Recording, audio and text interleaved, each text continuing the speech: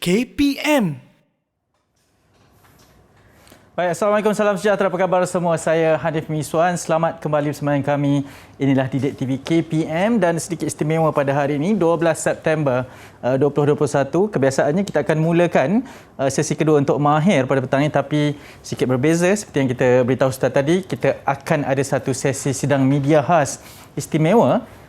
Secara langsung dari Putrajaya akan kami bawakan bersama dengan Yang Berhormat Menteri Kanan Pendidikan Datuk Dr. Razi Jidin, dan kabarnya ini adalah berkenaan dengan pengoperasian sekolah. Kalau bolehlah kita ingin recap seketika, tapi sebelum itu ini berkaitan dengan SOP yang ingin kita tetap untuk ingatkan dari masa ke semasa kepada anda semua, ibu bapa, murid-murid, penjaga dan juga guru-guru yang sedang menonton pada ketika ini. Pastinya sekarang kita sedia maklum negara sedang melangkah ke arah satu lagi plan fasa pemulihan negara. Di seluruh negara pada ketika ini sedang rancak aktiviti ekonomi, sektor sosial juga sudah mula dibuka, tapi dalam masa yang sama kes masih lagi tinggi dari hari ke hari. Jadi kita memang perlu bergerak seiring, perlu bersedia untuk menghadapi fasa endemik yang dijangka bermula pada bulan hadapan. Untuk itu suka untuk kita ingatkan juga berkaitan dengan pematuhan SOP. Kalau ada yang keluar rumah nanti selepas ini, pastikan ada penjarakan fizikal, membawa hand sanitizer ke mana sahaja, dan lebih penting kita tahu berkaitan dengan bagaimana untuk menjaga diri kita sendiri. Okey, hari ini kita akan teruskan dengan satu sesi sidang media khas seperti yang telah kita maklumkan sebentar tadi. Yang Berhormat Menteri Kanan Pendidikan Datuk Dr. Razi Jidin akan terus membawakan satu lagi khabar berkaitan dengan bagaimana pengoperasian sekolah yang dijangka bermula pada 3 Oktober nanti, seperti satu sesi sidang media yang telah pun dilakukan sebelum ini. Tetapi bagaimana pengoperasian tersebut akan berlaku, sektor mana yang akan terlibat terlebih dahulu, dan bagaimana semuanya, itu akan dijawab sebentar sahaja lagi. Okey, untuk berbicara dengan lebih lanjut, kita akan bersama-sama dengan 3 tetamu yang kami bawakan khas pada petang ini untuk bersama dengan saya secara dalam talian sahaja. Yang pertama adalah Tan Sri Abdul Ghaffar Mahmud, mantan Ketua Pengarah Pelajaran Malaysia. Yang kedua adalah Dr. Raki Yadaf, pakar perunding kanak-kanak, dan yang ketiga adalah Profesor Datin Dr. Mariani Makno, pakar psikologi dari Universiti Segi. Assalamualaikum semua, selamat sejahtera. Waalaikumsalam. Yang pertama, terima kasih kerana sudi bersama dengan kami. Mungkin sebelum kita menunggu, sambil kita menunggu Yang Berhormat Menteri Kanan Pendidikan untuk bersama-sama dengan kita, mungkin saya nak mulakan dengan Tan Sri. Tan Sri, bagaimana sebenarnya untuk kita melihat daripada pengalaman Tan Sri sebagai mantan Ketua Pengarah Pelajaran Malaysia dengan situasi yang belum pernah dihadapi ni, Tan Sri? Apa yang boleh kita jangkakan daripada sesi sidang media ni, Tan Sri? Terima kasih, Saudara Miswan. Kalau zaman saya dulu, kalau buka sekolah tu 3 perkara ya. Pertamanya dari segi fizikalnya, iaitu kursi meja, kebersihan sekolah, buku teks dan personel, guru. Nampaknya sekarang ni, dengan keadaan sekarang ni, dah lebih daripada itu. Kita terpaksa menghadapi soal isu SOP, soal sokongan daripada macam pakar kesihatan dan juga pakar-pakar psikologi. Jadi agak kompleks sekarang ni untuk buka sekolah. Terima kasih. Okey, baik. Tan Sri, itu baru mukadimahnya. Terima kasih banyak-banyak. Saya suka ayatnya kerana agak kompleks. Jadi ada juga Tan Sri menyatakan berkenaan dengan dari sudut psikologinya dan juga dari sudut persediaan murid-murid kita. Mungkin Dr. Raki sebagai seorang perunding kanak-kanak, seorang pakar dalam bidang tersebut, bagaimana untuk menyiapkan murid-murid kita, pelajar ataupun adik-adik nanti yang ingin kembali ke sekolah dalam satu tempoh yang kita semua perlu berjaga-jaga ini, Doktor? Pada permulaan pandemik awal tahun 2020, tindakan kerajaan untuk menutup semua sekolah dianggap perlu kerana kita tidak mempunyai maklumat atau pemahaman mendalam mengenai risiko kesan perawatan virus SARS-CoV-2. Tapi hampir 20 bulan sejak kes pertama ni, dilaporkan kita dapat banyak maklumat mengenai virus ini yang boleh membantu dalam perancangan dan pelaksanaan tindakan pencegahan atau kawalan jangkitan bagi meneruskan kehidupan bersama COVID dalam norma baru ni. Maybe some tips-tips yang saya boleh bagi kepada parents buat masa ni adalah maybe bincang dengan anak-anak dulu, prep mereka dengan informasi dan bercakap dalam bahasa yang mudah difahami. Beri sokongan kepada anak murid dan dapatkan support untuk diri sendiri juga jika perlu. Because kita harus ingat yang bukan sahaja anak murid kita yang stres, ibu bapa pun stres, guru cikgu, staff pun stres, management of sekolah-sekolah pun stres. So kita perlu bagi sokongan kepada sesiapa yang diperlukan. Lagi tips yang saya boleh bagi tahu adalah maybe semua anak murid berbeza dari segi coping skills mereka. one size does not fit all. So bila kita nak handle anak-anak kita ni, kita kena tengok anak-anak kita ada masalah dari segi apa, dia tak boleh adapt dari segi apa, dari segi fizikal, maybe dia tak boleh lari PJ cepat sangat, atau dia tak boleh adapt because dia tak pandai sangat dalam bahasa matematik dia ke bahasa dia. So every child is different, so kita harus ingat itu. Lagi satu adalah kenal pasti perubahan fizikal atau emosi pada anak murid kita. Tiba-tiba kalau cikgu nampak ke, ibu bapa nampak anak kita tiba-tiba marah, tiba-tiba murung, menangis tanpa sebab. So anak-anak ni kita lebih bagi perhatian dengan lebih. And I think sekali pastikan anak kita mendapat tidur secukupnya sebelum sekolah bermula. Sangat. Itu satu elemen yang sangat baik daripada Doktor. Profesor Datin, mungkin saya nak raikan satu soalan sebab kita ingin bersedia untuk ke Putrajaya selepas ini. Mungkin Prof boleh terangkan berkaitan dari sudut psikologi. Ada disentuh oleh Doktor sebentar tadi. Psikologi murid-murid ni, apa keadaan mereka sekarang ini? Sekolah dibuka sekejap dengan nak peperiksaan ini. Bagaimana Prof? Okey, kalau kita lihat seperti Dr. Ragi sebut tadi, kita dah berada dalam pandemik ni 20 bulan ya, dengan kedudukan anak-anak di sekolah sekejap buka sekejap tutup. Jadi di sini berlaku kecelaruan dalam diri mereka, bukan saja untuk anak-anak ya, tetapi juga untuk ibu bapa dan cikgu. Jadi apa yang perlu kita lihat sekarang adalah kesediaan psikologi anak-anak itu. Ibu perlu yakinkan anak-anak, sediakan mereka dengan kesediaan yang betul-betul rapi dan kemas supaya mereka juga yakin untuk ke sekolah bersama-sama dengan cikgu yang juga perlu bersedia daripada segi mental, fizikal dan juga emosi mereka, kerana emosi masing-masing sangat penting dalam memastikan kelangsungan itu berlangsung dengan baik. Profesor Datin, maafkan saya terpaksa kita pendekkan jawapan itu. Kita simpan terlebih dahulu bersama dengan Tan Sri Abdul Ghaffar Mahmud, Dr. Raki Yadav dan Profesor Datin Dr. Mariani, kerana kita ingin meraihkan ataupun kita ingin terus sahaja ke Putrajaya untuk kita mengetahui apa sebenarnya intipati bagi sidang media khas daripada Yang Berhormat Menteri Kanan Pendidikan. Sama-sama kita dengar dan kita hadamkan. Silakan.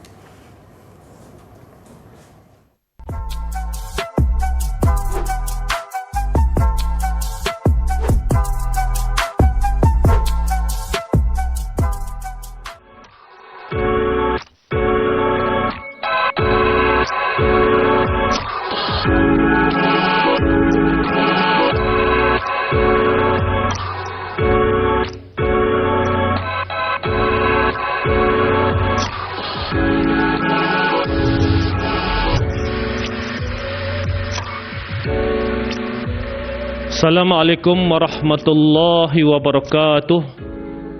Salam sejahtera dan selamat petang kepada semua. Pada petang ini saya akan menjelaskan tentang pengoperasian sekolah. Kami tahu bahawa inilah antara perkara yang dinanti-nantikan oleh anak-anak kita di rumah dan juga ibu bapa.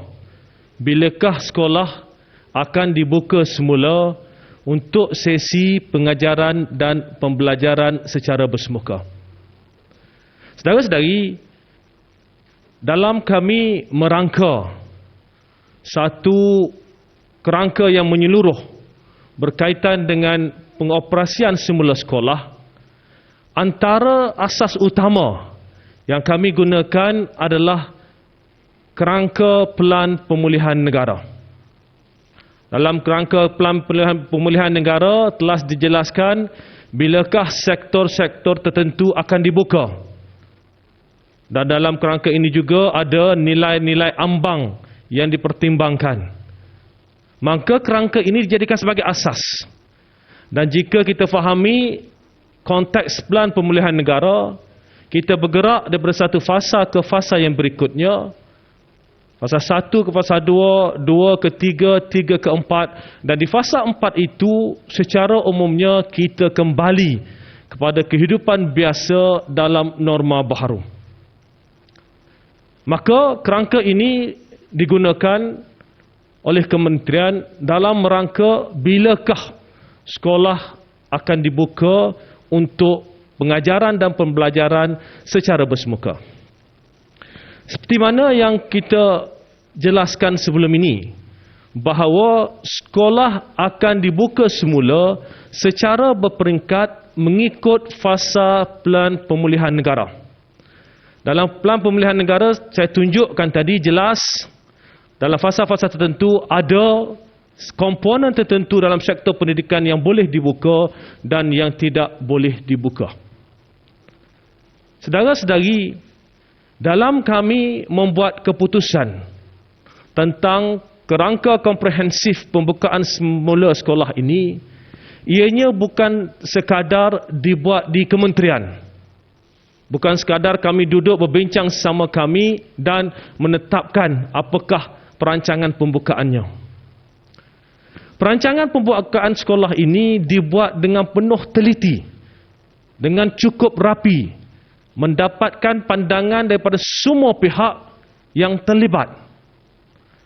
Kami adakan banyak sesi libat urus bersama ibu bapa, bersama guru-guru, pengetua, guru besar, pakar-pakar, dan yang paling penting, sebelum kami membuat keputusan, kami duduk berbincang dengan Kementerian Kesihatan Malaysia dan juga Majlis Keselamatan Negara. Jadi semua ini diperincikan satu persatu, dicerakinkan dengan penuh teliti bagi memastikan kita mengambil kira semua komponen, semua faktor dalam ekosistem pendidikan di bawah KPM. Saudara-saudari, menguruskan sebuah kementerian yang mempunyai murid sekitar 5 juta orang, seramai hampir 500,000 orang guru dan warga pendidik, lebih 10,000 buah sekolah di seluruh negara. Ianya bukanlah sesuatu yang mudah. Kami perlu mengambil pandangan semua pihak, melihat semua konteks, melihat segenap penjuru yang perlu diambil kira sebelum sebarang keputusan itu dibuat. Dalam konteks pembukaan semula sekolah secara bersemuka, kita sedar ramai di luar sana yang selalu sebut, tutup je lah sekolah sampai tahun hadapan, tunggulah buka sekolah tahun hadapan. Saudara-saudari, jalan paling mudah bagi saya sebagai menteri dalam konteks ini untuk berbuat demikian. Tutuplah sampai tahun hadapan.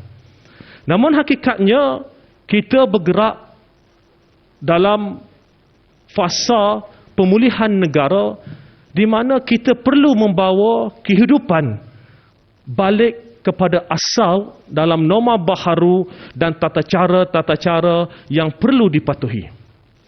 Dalam konteks ini juga, Kementerian Kesihatan Malaysia telah menjelaskan bahawa kita akan mula berpindah ke fasa endemik, yang mana COVID ini ada di sekeliling kita namun ianya berada dalam keadaan yang terkawal.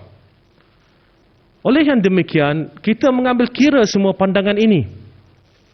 Dan hasrat kami setelah melihat sekolah ditutup untuk satu tempoh yang sudah lama, bermula daripada bulan 5 sehingga ke hari ini, maka pada waktu itu kita sebenarnya telah mempunyai segala perancangan.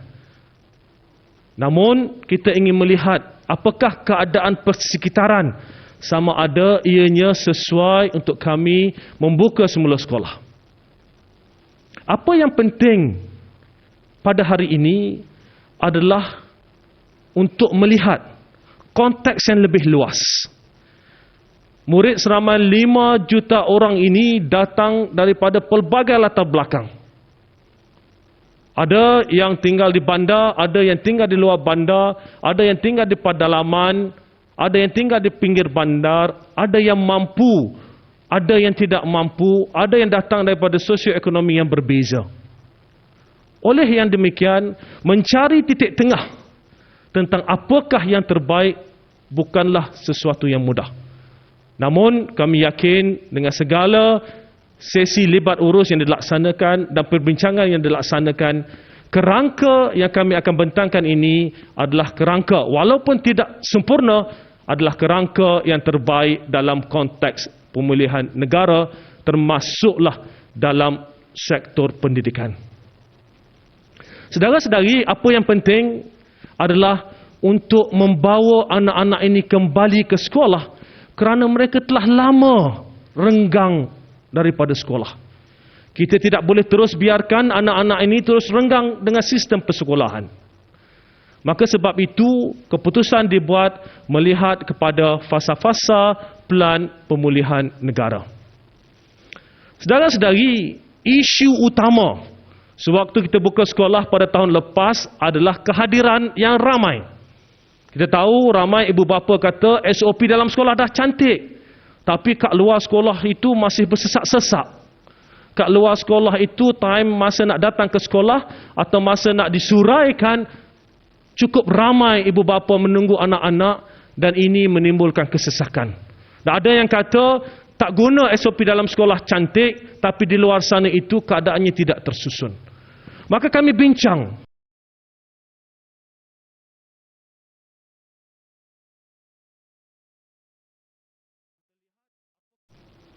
Kita lihat apakah kita boleh kurangkan kapasiti di dalam bilik darjah.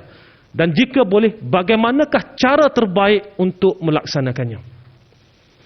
Oleh demikian, untuk maklumat saudara-saudari, apabila sekolah dibuka semula, berdasarkan fasa-fasa yang akan saya jelaskan sekejap lagi, perkara yang paling penting adalah kami akan pastikan supaya kehadiran ke sekolah pada satu-satu masa adalah hanya 50% daripada enrolment keseluruhan.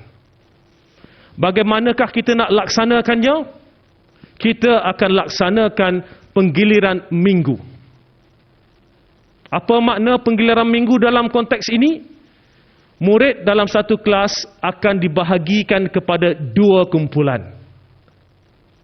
Maknanya, kelas 100% dipecahkan pada 2 kumpulan dan kita laksanakan pembahagian kepada 2 kumpulan ini untuk semua kelas.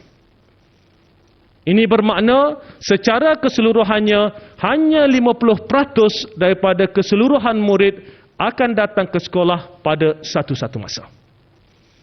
Bagaimanakah kaedah ini akan dilaksanakan? Ya, kita perlu ingat, had jumlah murid dalam setiap kelas adalah 50% sahaja. Sebagai contoh, katakanlah kita ambil contoh kelas tingkatan 5A. Tingkatan 5A ini mempunyai murid seramai 36 orang. Maka tingkatan 5A akan dibahagikan kepada 2 kumpulan. 5A kumpulan 1 seramai 18 orang, 5A kumpulan 2 seramai 18 orang. Minggu pertama, murid kumpulan A akan datang ke sekolah secara bersemuka, maka dan murid kumpulan B akan berada di rumah untuk PDPR. Minggu kedua, murid kumpulan B akan datang ke sekolah untuk belajar secara bersemuka dan murid kumpulan A akan berada di rumah untuk PDPR. Saudara-saudari, begitulah seterusnya pusingan yang akan dilaksanakan. Apa yang penting dalam konteks ini, seperti mana saya sebutkan tadi, setelah melihat bahawa sekolah ini ditutup untuk sekian lamanya, maka kita menetapkan supaya sebaiknya kita bawa anak ini kembali ke sekolah dan untuk mengambil kira bahawa kita dapat pastikan anak-anak ini dapat datang ke sekolah semuanya, tapi dalam keadaan yang selamat kita bahagikan mereka kepada 2 kumpulan. Dalam konteks ini juga, untuk makluman saudara-saudari, PDPR kali ini akan berbeza. Ini kerana setiap guru akan mengajar murid-murid di sekolah, maka ada murid yang berada di rumah. Apa yang akan dilaksanakan oleh guru-guru adalah untuk membantu murid-murid ini membuat persediaan di minggu mereka akan berada di rumah. Sewaktu di sekolah, guru akan mengajar mereka, menjelaskan konsep-konsep penting, topik-topik utama dan akan dijelaskan kepada murid-murid ini bahawa untuk minggu hadapan ketika berada di rumah, inilah antara perkara yang akan atau perlu dilaksanakan. Maka guru-guru juga akan memberi garis panduan kepada murid-murid ini tentang apakah bahan-bahan yang boleh digunakan. Ini termasuklah bahan-bahan yang mungkin disediakan sendiri oleh guru atau bahan-bahan yang ada dari sumber lain, termasuklah dari TV pendidikan kami atau khususnya dari Didik TV. Jadi kita susun semua ini bagi memastikan anak-anak kita kembali ke sekolah. Apa yang penting, mereka telah renggang ke sekolah untuk satu tempoh yang panjang, kita ingin kembalikan mereka ke sekolah terlebih dahulu. Jadi saudara-saudari, sistem penggiliran ini pertama sekali akan mengurangkan jumlah murid di dalam kelas. Maka kita dapat mengurangkan risiko jangkitan COVID-19 dalam kelas. Kalau dulu ada 36 orang, sekarang datang 18 orang. Yang kedua, yang paling penting adalah pengawalan murid. Kalau dulu guru-guru berada dalam kelas perlu memastikan 36 orang murid mematuhi segala SOP yang ditetapkan. Sekarang ini guru-guru perlu memastikan hanya 18 orang murid mematuhi segala SOP yang telah ditetapkan. Itu adalah satu kaedah baru, pendekatan baru, mengambil pandangan semua pihak dan melihat apakah yang terbaik, mencari jalan tengah demi memastikan anak-anak kita dapat kembali ke sekolah dan kembali ke sekolah dalam keadaan yang selamat. Saudara-saudari, ada beberapa pengecualian kepada penggiliran ini. Ini saya akan jelaskan mengikut fasa-fasa nanti, ya. Pengecualian ini adalah berdasarkan fasa-fasa yang kita akan jelaskan sekejap lagi. Pertama sekali, murid berkeperluan khas. Ya, murid berkeperluan khas umumnya tidak digilirkan. Yang kedua, murid tingkatan 6 semester 2 dan IBD tahun 2 serta peperiksaan yang kita nyatakan. Ini pun kita akan jelaskan sekejap lagi, ya. Yang ketiga, murid sekolah asrama sepenuhnya. Yang keempat, murid kelas peperiksaan antarabangsa. Dan yang kelima, murid prasekolah atau tadika swasta atau pusat perkembangan minda antara 4 ke 6 tahun. Dan akhir sekali, sekolah kurang murid. Sekolah kurang murid ini, kapasiti sekolah hanyalah tidak melebihi 150 orang, maka sekolah itu secara keseluruhannya tidak perlu digilirkan. Ini adalah prinsip asas. Saya akan jelaskan satu persatu dalam konteks fasa-fasa yang kita akan lihat nanti. Pertama sekali, pembukaan sekolah untuk fasa 1. Seperti mana yang dinyatakan dalam Pelan Pemulihan Negara, untuk fasa 1 tiada sekolah yang dibuka. Maka semua murid untuk negeri-negeri dalam fasa 1, sama ada mereka di sekolah rendah atau mereka di sekolah menengah, mereka akan terus melaksanakan PDPR. Ya. Seterusnya, bagaimanakah pula pembukaan sekolah rendah dalam fasa 2? Fasa 1 tidak ada yang akan ke sekolah. Ya. Fasa 2 untuk murid sekolah rendah hanya murid MBK, iaitu murid berkeperluan khas, ya, anak-anak istimewa di sekolah kebangsaan pendidikan khas dan juga murid-murid PPKI, program pendidikan khas integrasi yang akan hadir ke sekolah tanpa penggiliran. Saudara-saudari, dalam sesi libat urus kami bersama anak-anak istimewa ini dan juga bersama dengan ibu bapa mereka, ramai yang memohon agar mereka dapat kembali ke sekolah. Dan perkara ini kita telah bincangkan dengan pihak Kementerian Kesihatan Malaysia dan juga Majlis Keselamatan Negara, dan kita bersetuju untuk membenarkan murid ini kembali ke sekolah dan mulai dari fasa 2. Seterusnya adalah pembukaan sekolah menengah dalam fasa 2.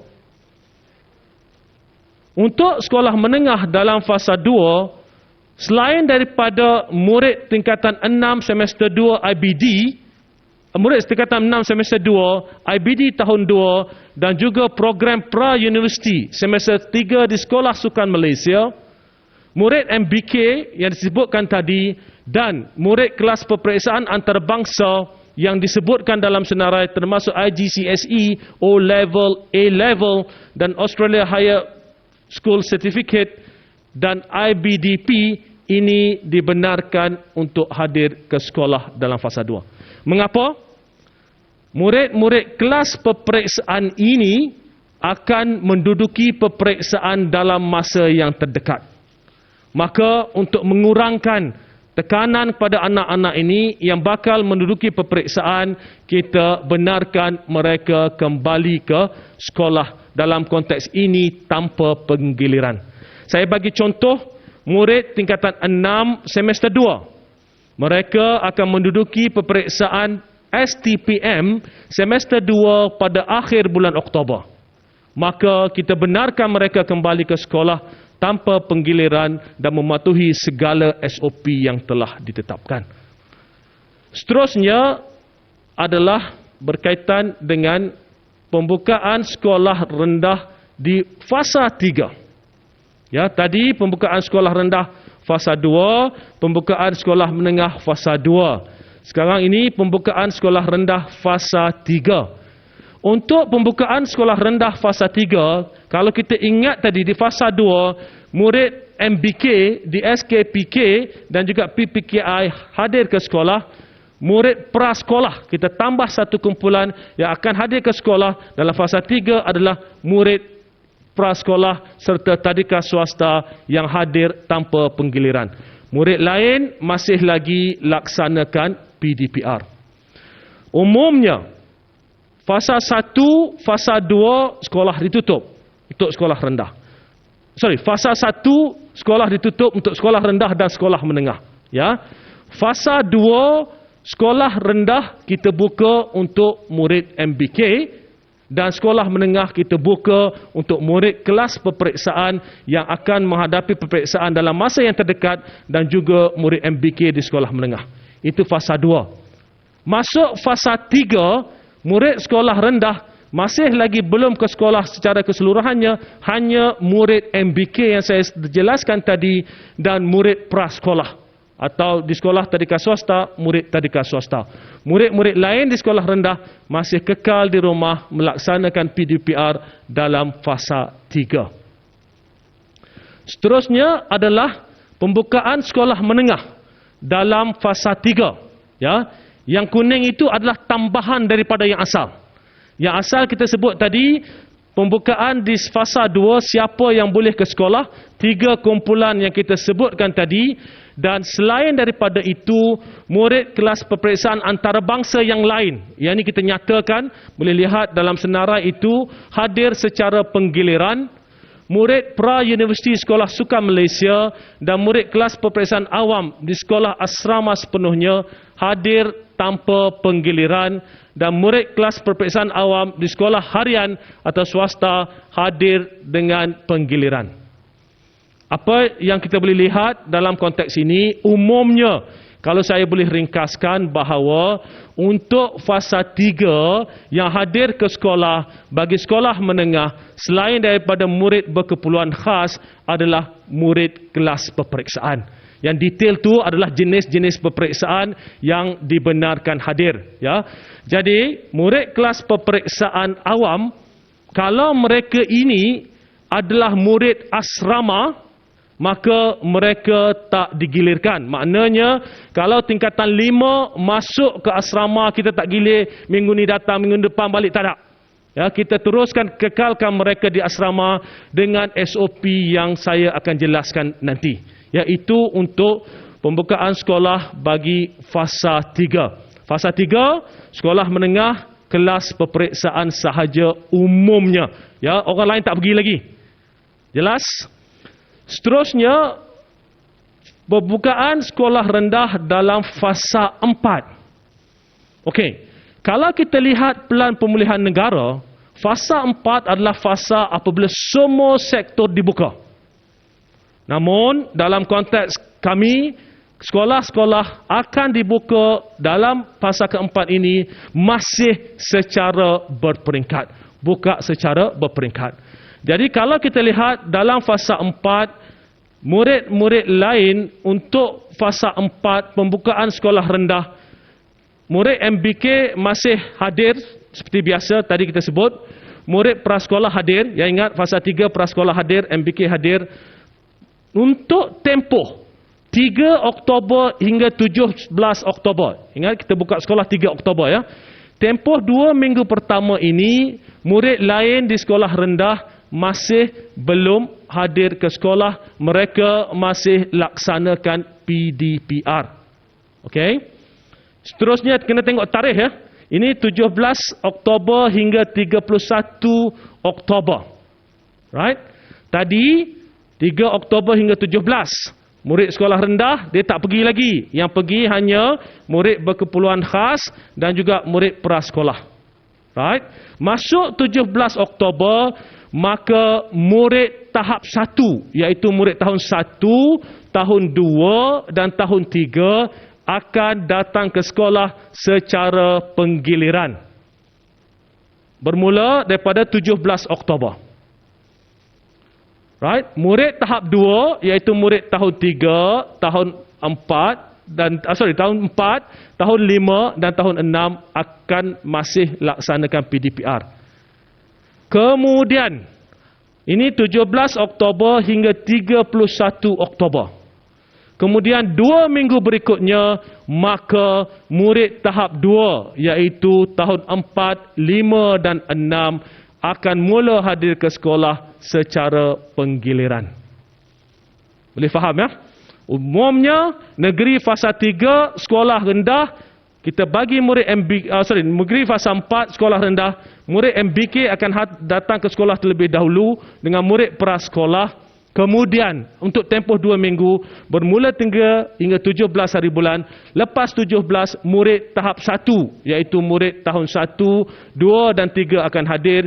Daripada 17 hingga 31. Kemudian daripada 31 murid tahap 2 iaitu tahun 4, 5 dan 6 akan hadir ke sekolah.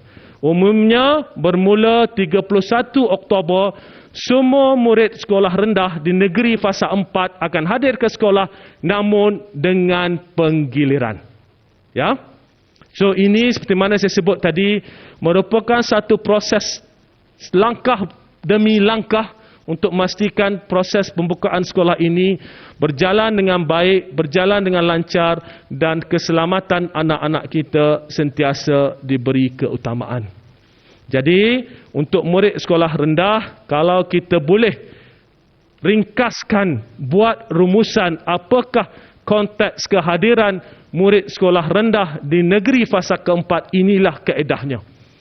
Pertama sekali saya sebut tadi, 2 minggu pertama daripada 3 Oktober hingga 17, murid berkeperluan khas dan juga murid sekolah prasekolah, murid lain PDPR.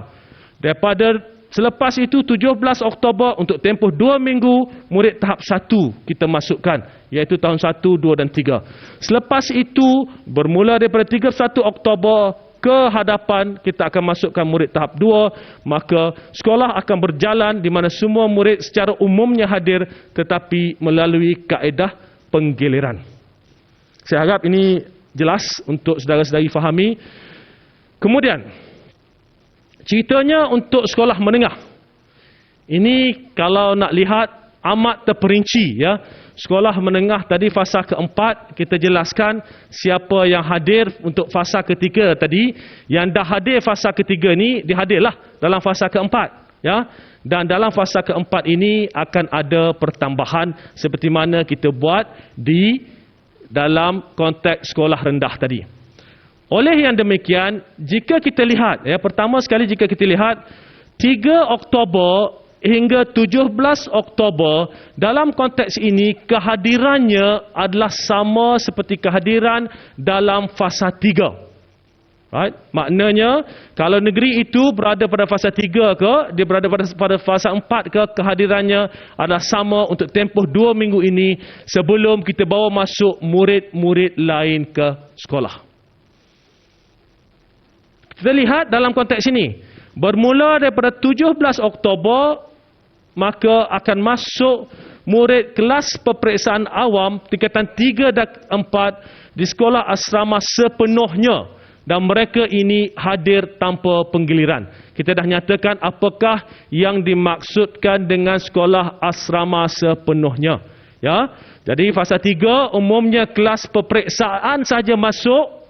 Fasa 4 kita mula membawa masuk lepas 2 minggu, bermula daripada 3 hingga 17. Selepas 17 kita mula buat masuk tingkatan 3 dan tingkatan 4. Kalau tingkatan 3 atau tingkatan 4 ini bersekolah di sekolah asrama sepenuhnya, maknanya semua kawan-kawan lain berada di asrama, maka mereka boleh hadir tanpa penggiliran. Seterusnya adalah murid tingkatan 3 dan tingkatan 4 murid peperiksaan awam. Tingkatan 3, tingkatan 4 sekolah harian atau swasta hadir secara penggiliran.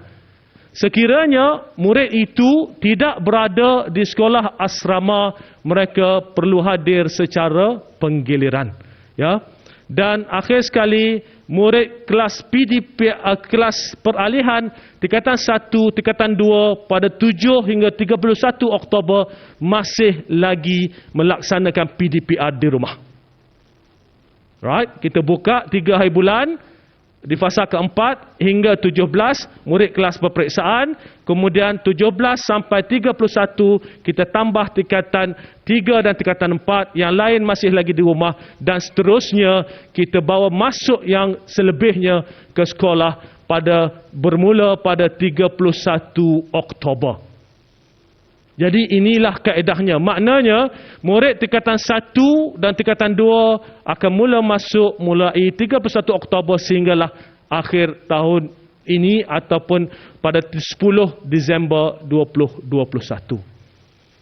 Okey, itu untuk fasa keempat sekolah menengah. Ini kalau saya simpulkan semua. Tapi saya ringkaskan sedikit. Sekolah menengah 2 minggu pertama bermula 3 Oktober kelas peperiksaan sahaja. Kita ada perinciannya. Kemudian lepas 17 Oktober murid tingkatan 3 dan tingkatan 4 akan masuk. Kemudian lepas 31 Oktober atau bermula 31 Oktober murid tingkatan 1 dan tingkatan 2 akan masuk. Jadi kita bawa mereka masuk secara berperingkat. Again, bagi memastikan mereka dapat kembali ke sekolah tapi kembali dalam keadaan yang selamat, insya-Allah.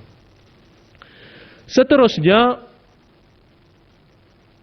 ingin saya jelaskan sekali lagi mengapa kita nak bawa anak-anak ini kembali ke sekolah. Niatnya yang paling utama, mereka dah renggang dengan sekolah untuk satu tempoh yang panjang. Maka kita bawa mereka kembali. Dan insya-Allah dalam tempoh ini untuk negeri-negeri yang berada dalam fasa-fasa yang seperti saya jelaskan tadi, anak-anak ini kembali ke sekolah, maka mereka sekurang-kurangnya dapat mendekatkan diri kembali dengan sekolah dan guru-guru dapat melihat apakah pendekatan yang boleh dilaksanakan untuk memastikan mereka dapat menguasai tahap penguasaan yang sepatutnya. Saudara-saudari, kita sedar tahun ini, tahun lepas merupakan tahun yang amat mencabar. Anak-anak kita telah 2 tahun terjejas dengan keadaan pandemik ini. Dan namun begitu, kita mula melihat sinar yang terang di hujung terowong. InsyaAllah bergerak ke hadapan, kita yakin dengan vaksinasi yang semakin meningkat dan kita telah lihat kesan-kesan positif program vaksinasi yang telah dilaksanakan oleh kerajaan, maka kita melihat bahawa untuk tahun 2022 kita perlu membawa murid ini balik dan melihat tahap penguasaan mereka dan membantu mereka dengan pendekatan yang paling baik bagi memastikan mereka cukup bersedia. Oleh yang demikian, semester ataupun sesi persekolahan 2021 akan dilanjutkan sehingga ke tahun hadapan, sehingga ke bulan Mac 2022. Maknanya apa? Maknanya anak-anak kita akan kekal berada dalam kelas masing-masing seperti mana pada hari ini untuk bulan Januari dan bulan Februari tahun 2022 sebelum mereka naik ke kelas berikutnya pada bulan Mac 2022. tempoh 2 bulan ini akan digunakan oleh pihak kementerian untuk melihat tahap penguasaan anak-anak kita dan melihat apakah bantuan, dokongan, sokongan yang kita boleh berikan bagi memastikan anak-anak kita apabila mereka naik ke kelas berikutnya, mereka telah bersedia sepenuhnya. Oleh sebab itu, untuk murid-murid yang mempunyai tahap penguasaan 1 atau 2 yang masih lemah, maka fokus pada waktu itu adalah untuk melaksanakan program intervensi bagi membolehkan mereka menguasai tahap minimum sebelum mereka dapat menaik ke kelas selanjutnya. Untuk murid-murid yang hebat, yang cemerlang, program ini akan tempoh ini digunakan untuk mengukuhkan lagi kefahaman mereka bagi membantu mereka naik ke tahun berikutnya dalam suasana di mana mereka dapat menguasai topik-topik yang sepatutnya telah dikuasai oleh murid di peringkat mereka pada tahun ini. Oleh yang demikian, saudara-saudari, ini merupakan satu anjakan baru dalam konteks kami di KPM menangani masalah ataupun menangani keadaan di mana sebahagian daripada murid-murid kita yang mungkin tidak dapat mengikuti PDPR yang baik, mungkin agak terkebelakang, maka kita ada tempoh 2 bulan untuk membantu mereka membuat persiapan sebelum naik ke tahun berikutnya. Untuk murid-murid yang cemerlang, mereka akan terus dibantu supaya lebih cemerlang dan menyiapkan diri mereka sebelum mereka meningkat naik ke tahun berikutnya. Oleh yang demikian, seperti mana saya jelaskan tadi, anak-anak kita akan kekal berada dalam kelas masing-masing pada bulan Januari dan bulan Februari tahun 2022 sebelum naik ke tahun berikutnya, ke kelas berikutnya pada bulan Mac. Oleh itu, murid tingkatan 1 sebagai contoh tahun ini akan kekal berada di dalam tingkatan 1 pada bulan Januari dan bulan Februari sebelum naik ke tingkatan 2 pada bulan Mac. Murid darjah 6 tahun ini akan kekal berada dalam darjah 6 sebelum mereka naik ke tingkatan 1 pada bulan Mac. Masuk bulan Januari, bulan Februari, mereka masih darjah 6 sebelum naik ke tingkatan 1 pada bulan Mac. Satu kumpulan yang akan masuk sedikit lambat ke sekolah adalah murid tahun 1 2022. Murid tahun 1 2022 akan mula masuk ke sekolah, mula masuk ke tahun 1 pada bulan Mac 2022. Mungkin ada yang bertanya, apakah yang akan berlaku apabila kita mulakan sesi persekolahan 2022 pada bulan Mac, maka apakah sesi persekolahan 2022 itu akan menjadi lebih pendek? Tahun kita berlarutan sehingga ke hadapan. Maka untuk tahun 2022, kita akan laksanakan sesi kalender akademik 2022-2023. Sama ada kita akan kekalkan pada bulan Mac, ini kami sedang telitikan berdasarkan sesi libat urus yang kami sedang laksanakan dengan pelbagai pihak. InsyaAllah saya akan ceritakan tentang perkara ini dalam peluang yang akan datang. Umumnya, insya-Allah ibu bapa sekalian di luar sana, sekiranya anak-anak tidak berkesempatan ke sekolah tahun ini, insya-Allah kita yakin tahun hadapan keadaan semakin baik, kita dapat hidup dalam keadaan yang lebih normal daripada sekarang, dan pada waktu itu anak-anak telah dapat kembali ke sekolah, maka kami di KPM akan mengambil tanggungjawab mempersiapkan mereka sebelum mereka naik ke tahun berikutnya. Saudara-saudari, saya ingin sentuh beberapa perkara tentang pengoperasian sekolah. Pertama sekali adalah status vaksinasi. Tentunya ramai yang tanya, bagaimanakah status vaksinasi guru, anggota kumpulan sokongan dan juga kaki tangan sokongan lain di sekolah. Setakat mana kadar vaksinasinya? Inilah data kadar vaksinasi yang terkini dalam kalangan guru, AKP dan juga kaki tangan sokongan.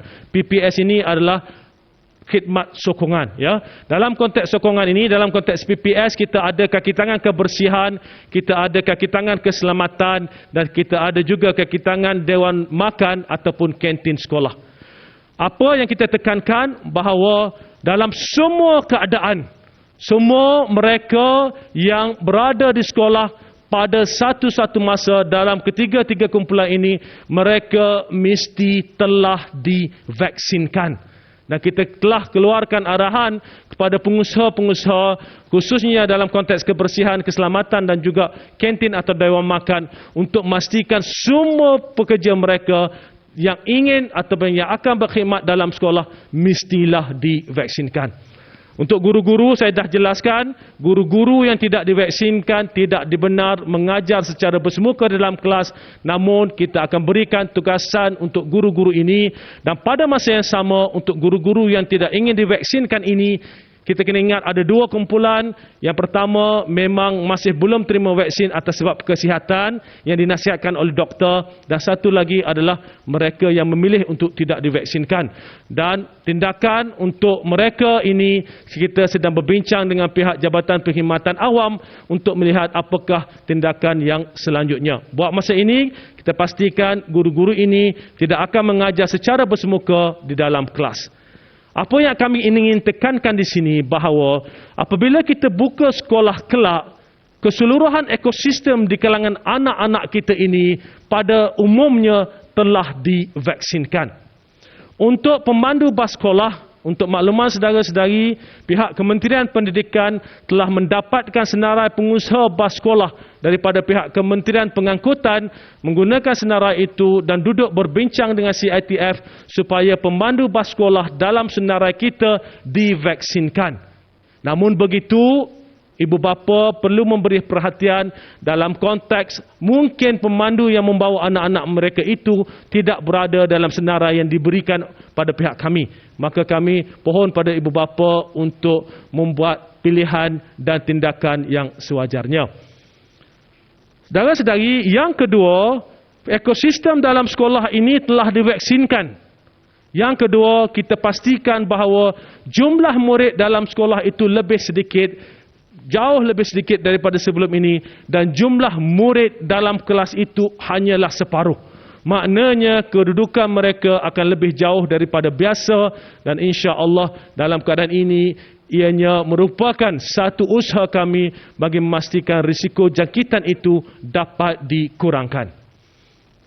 Saudara-saudari, kita tahu dalam konteks Delta varian atau varian Delta ini, antara pandangan yang diberikan oleh pakar-pakar di seluruh dunia adalah untuk memastikan setiap bilik itu mempunyai sistem pengudaraan yang baik. Maka di sekolah kita akan memberi penekanan kepada perkara ini, dan kita telah maklumkan pada guru-guru dan juga pengetua dan guru besar untuk pastikan supaya sistem pengudaraan dalam bilik darjah itu dapat dipastikan berada pada tahap yang optimum.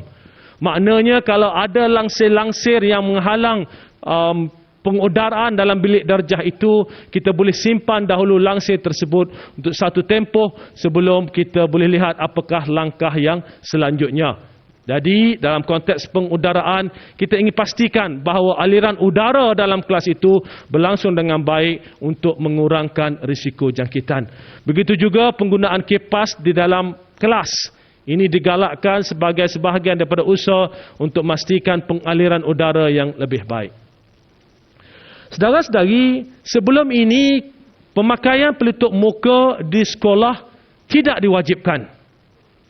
Namun bermula dari sesi persekolahan ini, pemakaian pelitup muka diwajibkan.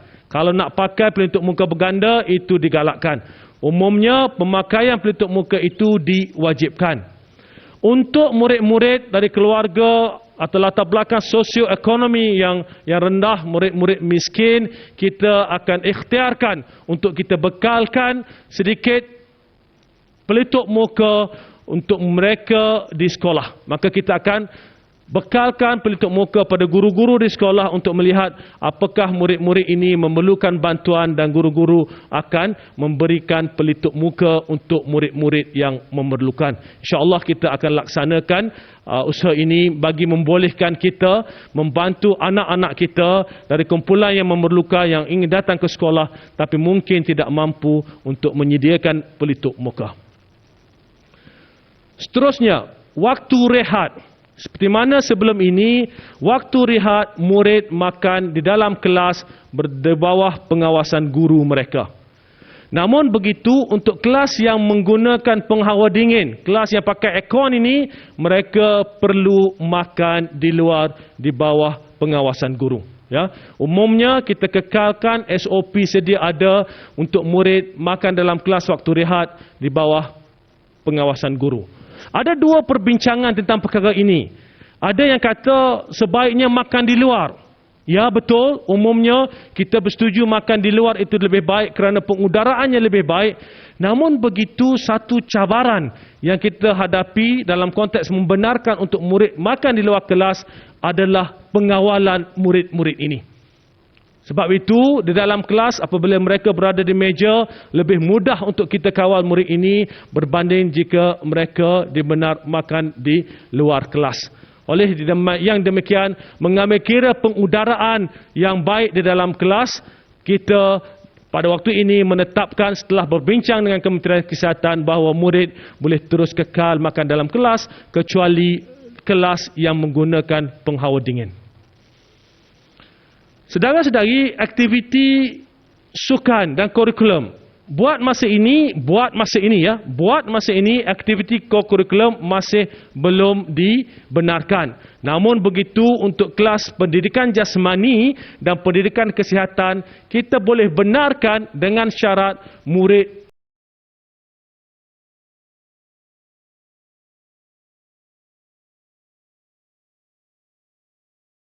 sesakan dalam bilik persalinan apabila semua murid masuk untuk menyalin baju.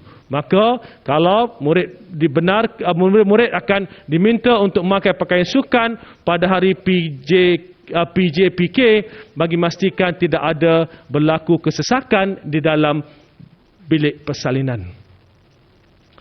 Saudara-saudari, seperti mana sebelum ini, murid bergejala tidak dibenarkan ke sekolah. Kita amat memohon jasa baik guru, jasa baik ibu bapa. Kalau anak-anak bergejala, jangan benarkan mereka ke sekolah.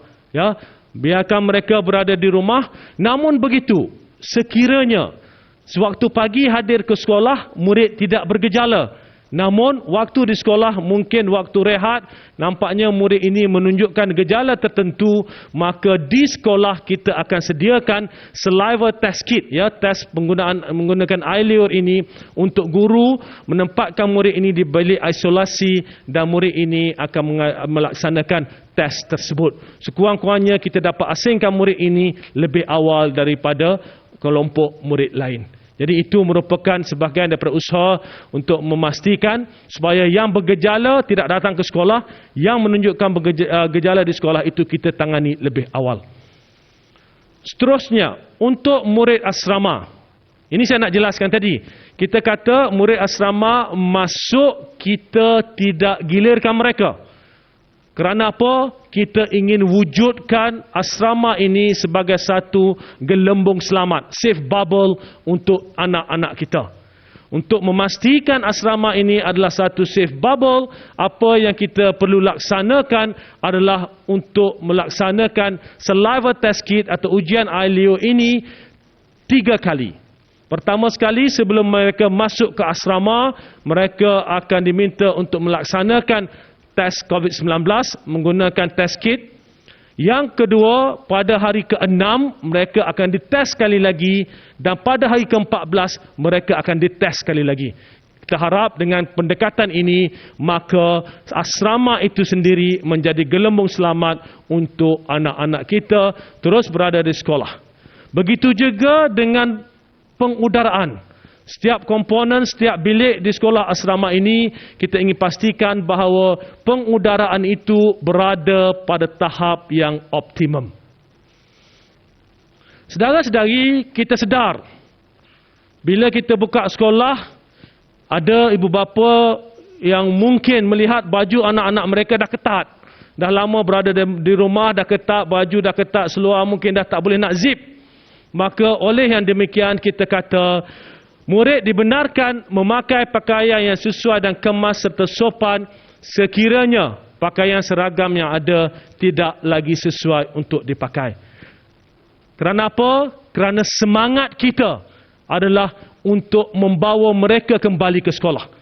Bukan kita nak punish mereka, bukan kita nak denda mereka. Seboleh-bolehnya kita inginkan anak-anak ini dapat kembali ke sekolah. Tak ada baju dah ketat, baju dah lusuh, dah tak boleh pakai, tak apa. Pakai pakaian kemas, sopan dan sesuai. Ya, tapi jangan pula jadi fashion show kat sekolah. Ya, apa yang penting adalah untuk kita pakai uniform, tak ada uniform, boleh pakai pakaian yang kemas, sopan dan sesuai. Ini merupakan satu kaedah kerana kita faham, kita sedar ada ibu bapa yang mungkin menghadapi kesukaran dan ada pula yang nanti kata dah nak buka sekolah nak kena beli baju baru. Tak apa. Pakailah, kalau dah uniform tak muat, boleh pakai pakaian sesuai, hadir ke sekolah. Seterusnya, kami tahu ibu bapa di luar sana mungkin merasakan masih belum selamat nak hantar anak ke sekolah. Tapi ibu bapa fikir kalau tak hantarkan kena denda pula. Terpaksa hantar anak ke sekolah. Kami memahami keadaannya. Sebab itu kita kata niat kita buka sekolah adalah untuk merapatkan kembali anak-anak kita dengan sekolah. Oleh sebab itu, sekiranya ibu bapa atau penjaga memilih untuk tidak menghantar anak ke sekolah, ketidakhadiran tersebut tidak akan dianggap sebagai satu kesalahan disiplin. Maknanya tak hadir tak apa, tak dianggap sebagai kesalahan disiplin, kami tak akan hantar surat amaran, tetapi ibu bapa perlu menulis surat ke pihak sekolah untuk menjelaskannya. Jadi ini akan diguna pakai untuk tempoh pembukaan sekolah sehingga ke hujung tahun ini. Maknanya kalau ibu bapa merasakan bahawa tidak selamat tak nak hantar sekolah tapi takut kena denda, takut anak diambil tindakan, tak perlu risau. Ya, kami tak akan ambil tindakan disiplin, tetapi perlu ditulis surat kepada pihak sekolah untuk kita rekodkan sebab-sebab ketidakhadiran tersebut.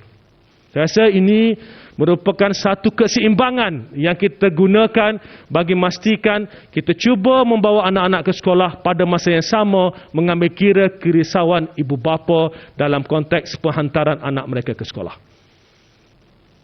Saudara sekali, seterusnya saya ingin menjelaskan tentang apakah pendekatan yang akan digunakan oleh Kementerian Pendidikan sekiranya terdapat kes positif COVID-19 di sekolah.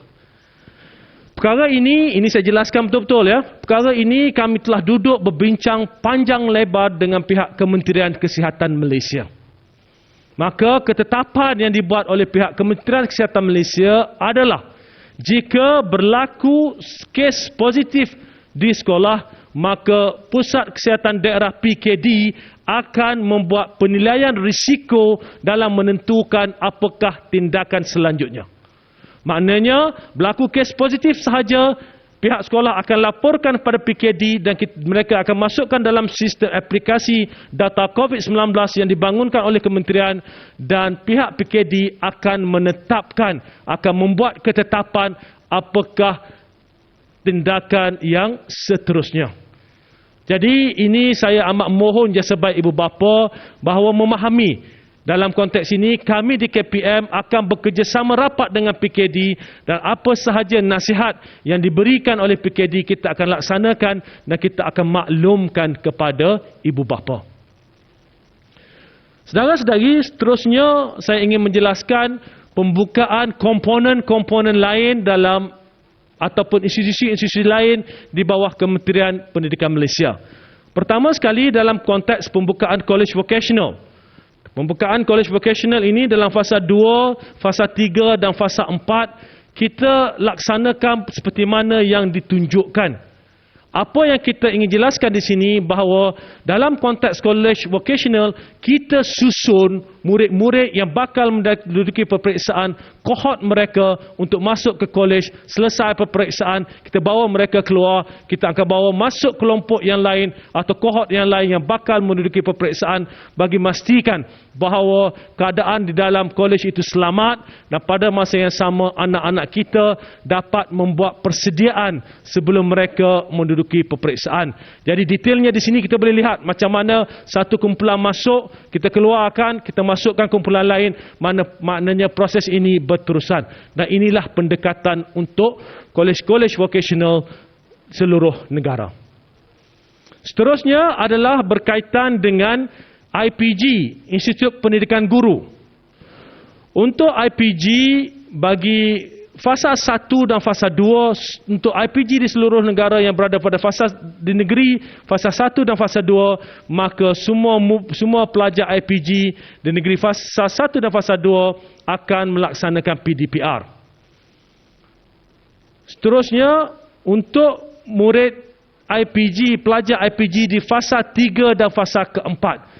Inilah ketetapan yang kita telah putuskan untuk murid-murid IPG di negeri fasa 3 dan fasa 4. Jika kita lihat di sini, kehadiran PDP hybrid bersemuka ataupun PDPR. Jadi untuk murid-murid IPG, seperti mana yang dinyatakan di setiap kolom itu, mereka yang telah divaksinkan diberi pilihan untuk sama ada datang ke kampus ataupun melaksanakan PDPR di rumah. Tetapi mereka yang masih belum divaksinkan, buat masa ini mereka perlu melaksanakan PDPR di rumah. Ya, ini dalam konteks IPG. Seterusnya adalah dalam konteks kolej matrikulasi. Untuk kolej matrikulasi bagi fasa 1 dan fasa 2, umumnya jika kita lihat murid akan melaksanakan PDPR sehingga 16 Disember. Ini untuk negeri fasa 1 dan fasa 2. Seterusnya, untuk negeri fasa 3 dan fasa 4, kita boleh lihat bahawa pertama sekali bagi negeri fasa 3, murid SDS ataupun sistem 2 semester dan juga murid sistem 4 semester 3 PDP di college atau PDPR. Sama seperti mana di IPG tadi, mereka yang telah divaksinkan dibenarkan melaksanakan PDP di college atau mereka boleh memilih untuk PDP di rumah. Tapi begitu untuk mereka yang masih belum divaksinkan, buat masa ini mereka PDP di rumah terlebih dahulu. Begitu juga untuk murid pelajar SES 1, semester 1, murid ini akan laksanakan PDPR di rumah. The next one adalah fasa 4. Fasa 4, murid SDS dan SES C3 akan laksanakan PDP di college dan murid SES 1 tadi akan dibenarkan melaksanakan PDP di college atau PDPR. Ya, ini boleh muncul nanti apabila kita serahkan slide yang dibentangkan ini. Seterusnya, ini adalah berkaitan dengan institusi pendidikan swasta kategori pusat. Ini termasuklah pusat bahasa, pusat kemahiran, pusat latihan, pusat tuition dan pusat perkembangan minda. Umumnya dalam fasa 1 dan fasa 2 tidak dibenarkan dibuka kecuali untuk anak-anak berusia 4 dan 6 tahun untuk petugas kesihatan, petugas barisan hadapan atau petugas dalam perkhidmatan yang perlu di pusat perkembangan minda. Pusat perkembangan minda untuk umur 4 hingga 6. Ini untuk fasa 1 dan fasa 2. Fasa 3, pusat perkembangan minda 4 hingga 6 dibuka sepenuhnya dan yang lain ini beroperasi secara 50% kapasiti dengan penggiliran. Ya, ini akan dijelaskan dengan lebih mendalam oleh bahagian swasta kepada pusat-pusat yang terlibat. Ini pula berkaitan dengan pembukaan untuk pusat-pusat dan disebutkan tadi dalam kategori keempat. Dalam fasa keempat. Jika kita lihat, selain daripada pusat perkembangan minda tadi, untuk pusat lain kita buka berperingkat 50% kapasiti, kemudian 70% kapasiti sebelum dibuka sepenuhnya mulai 31 Oktober.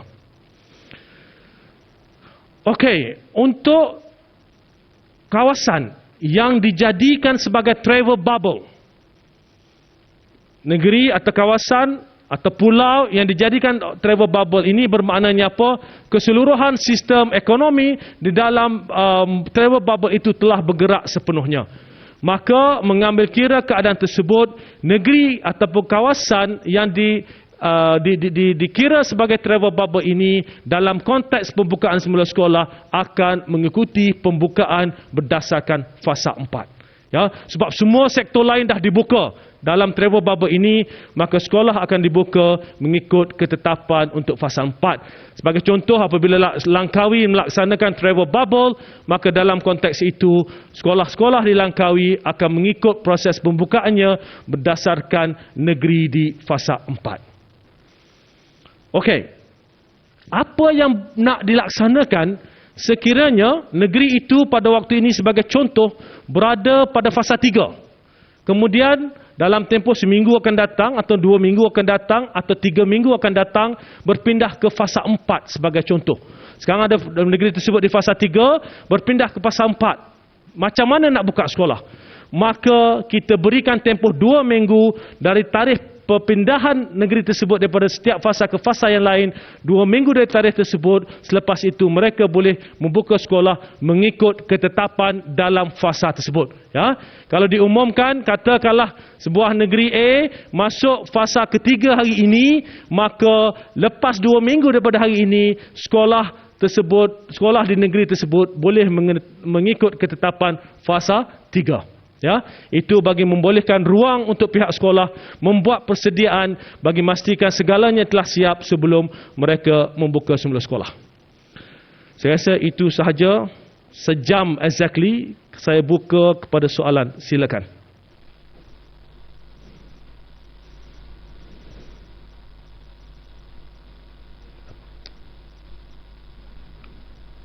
Silakan kalau ada soalan, ambil mikrofon.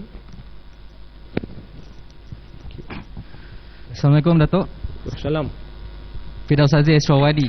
Tadi berdasarkan pengumuman segala pembentangan oleh Datuk, kita dapat lihat mungkin ada pertambahan kerja untuk petugas-petugas pendidikan, guru-guru dan sebagainya. Sebagai contoh, katalah sekolah itu ada kes positif, maka dimaklumkan sebagainya. Jadi bagaimana, ada tak sistem sokongan untuk membantu guru-guru ini dalam menghadapi kaedah yang baru? Sebagai contoh, kena split kelas dan sebagainya. Ada tak sokongan untuk mereka? Ya, ada. Ini saya tak sebutkan tadi ya. Kita telah siapkan garis panduan untuk kita kongsikan dan maklumkan kepada guru-guru apakah pendekatan yang kita akan gunakan. Yang ini seperti mana saya sebut tadi, perkara paling utama adalah untuk tidak membebankan guru. Ya, itu perkaranya. Itu prinsip asasnya. Seperti mana saya sebut tadi, prinsip asas yang paling penting untuk membawa anak-anak ini kembali ke sekolah. Dan dalam konteks ini juga guru-guru tidak dibebankan dengan tugas-tugas baru. Ya, seperti mana kita sebut keadaan dalam kelas, kalau dulu ramai sekarang dah separuh, tidak ambil kira pelbagai sudut, melihat dari pelbagai sudut, pelbagai aspek bagi memastikan pendekatan yang digunakan ini tidak akan membebankan guru-guru. Ya, okey. Ada lagi? Silakan. Assalamualaikum, Datuk. Saya Faris dari RTM. Saya nak tanya, untuk pembukaan semula sesi persekolahan ni kan nanti, adakah ia hanya akan dibenarkan untuk murid yang sudah divaksin ataupun semua boleh memulakan sesi persekolahan tu? Memandangkan perkara berkaitan vaksin ini di bawah CITF dan juga JKJAV, ya, kita buat masa ini program vaksinasi itu masih baru berjalan, ya. Jadi kita akan terus berbincang untuk melihat dalam konteks murid di sekolah apakah pendekatan yang terbaik. Jadi kita lihat dahulu proses ini berjalan dan kita sedang berbincang untuk melihat apakah pendekatan yang akan digunakan kelak. Okey. Salam. Ada dua soalan. Soalan yang pertama, adakah pelajar-pelajar ini perlu melengkapkan 2 dos ataupun ada jenis vaksin yang memerlukan 1 dos sahaja untuk ke sekolah? Yang kedua, adakah sesi persekolahan akan berlangsung seperti biasa mengikut sesi biasa seperti 7 hingga pukul 1 ataupun dipendekkan sesi persekolahan? Yang pertama sekali berkaitan dengan vaksin, seperti mana yang dijelaskan oleh Menteri Kesihatan tempoh hari, bahawa program vaksinasi ini berjalan selaras dengan pembukaan semula sekolah. Jadi tidak ada ketetapan, ya, bahawa masa ini tentang perkara tersebut. Tentang sesi persekolahan, sesi ini masanya berjalan seperti mana biasa. Sebab apa? Kita nak berikan kelonggaran kepada pihak sekolah untuk memastikan kemasukan berperingkat dan penyuraian berperingkat itu dapat terus dilaksanakan. Jadi walaupun dah 50% kapasiti, sekolah perlu pastikan bila nak balik itu dia kena suraikan secara berperingkat juga. Jadi itu memerlukan masa dan mungkin bila nak masuk juga mereka perlu buat kemasukan berperingkat. Bagi memastikan supaya ada ruang masa untuk proses tersebut dilaksanakan, kita kekalkan waktu persekolahan seperti mana sebelum ini. Okey. Ada lagi? Silakan. Mana? Menteri. Okey. Ya, Menteri Pengajian Tinggi sebentar tadi menegaskan bahawa pelajar kolej yang belum menerima 2 dos vaksinasi tidak akan dibenarkan kembali ke sekolah. Jadi apakah rasional keputusan kementerian untuk supaya pelajar sekolah rendah dan menengah kembali ke sekolah. Jika kita lihat program vaksinasi untuk murid-murid sekolah ini, murid-murid berumur 12 hingga 17 ini baru saja dimulakan, di mana murid yang mendapat vaksinasi terdahulu adalah murid berumur 16 dan 17 tahun. Ya, yang lain-lain itu hanya untuk murid komorbid sahaja. Dan pada masa yang sama, murid di sekolah rendah masih belum boleh divaksinkan lagi. Dalam konteks ini, sebab itu kita katakan tadi, mengambil kira suasana ini, maka kita wujudkan satu persekitaran yang selamat untuk anak-anak kita kembali ke sekolah. Itu yang paling penting. Ya, kita kurangkan jumlah murid dalam kelas, kita pastikan semua ekosistem di sekeliling anak-anak ini divaksinkan. Pendekatan ini bukanlah satu pendekatan baru, ya. Kita lihat banyak negara menggunakan pendekatan yang sama, di mana program vaksinasi itu berjalan selaras dengan pembukaan semula sekolah.